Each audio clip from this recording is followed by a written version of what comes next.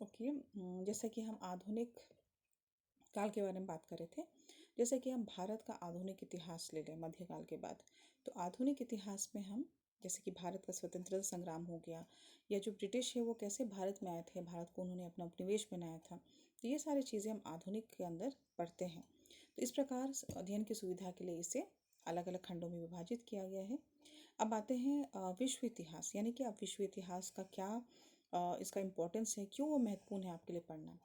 जैसा कि आप लोग जानते हैं कि आज का जो दौर है वो वैश्वीकरण का दौर है, या it's a period of globalization when all the countries are knit together closely and it's rather called a global village. जैसे कि हर जो देश है वो अपनी सीमाओं को लांघकर अंतर्राष्ट्रीय बन गया है, और वो एक वैश्विक ग्राम कहलाता है, क्योंकि हर देश एक दूसरे देश से किसी न किसी तरह से निर्भर है, संबंधित है व्यापार के माध्यम से।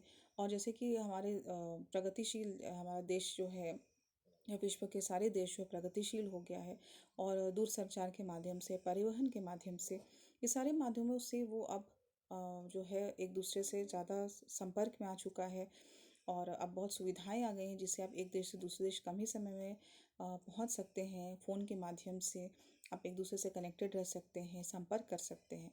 तो इसीलिए अगर किसी एक देश में कोई घटना होती है तो वो सिर्फ उसी देश को ही नहीं बल्कि विश्व के सारे देशों को उतना ही वो प्रभावित करती है, क्योंकि हर देश जो है वो किसी न किसी चीज़ के लिए दूसरे देश पर आश्रित है, निर्भर रहता है, क्योंकि कोई भी देश है बहुत कम ही है कि वो आत्मनिर्भर है।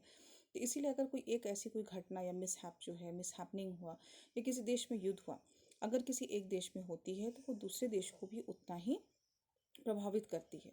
इसलिए अगर एक देश में समस्या उत्पन्न होती है तो उसे सुलझाना बहुत ही अत्यंत ही महत्वपूर्ण है। जैसे कि विश्व युद्ध हुआ था पहला और दूसरा, तो उसने सिर्फ एक देश को नहीं बल्कि विश्व के बहुत सारे देशों को प्रभावित किया, और इसके जो दुष्परिणाम वही है कि बहुत सारी ये विनाशकारी घटना हुई जिससे मानव जाति का विनाश हुआ। और इसलिए विश्व में इस तरह की दोबारा इस तरह की कोई विनाशकारी घटना ना हो, इसीलिए हम विश्व इतिहास पढ़ते हैं कि वो गलतियों को फिर ना दोहराया जाए, जिससे कि मानव का इस तरह से विनाश ना हो, संसाधनों का विनाश ना हो।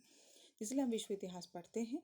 और जैसे कि पहले के समय में पश्चिमी देशों का बहुत ज़्यादा बोलबाला था, उन्हें अग्रदूत माना जाता था, दे वर नोन एज पायनियर्स।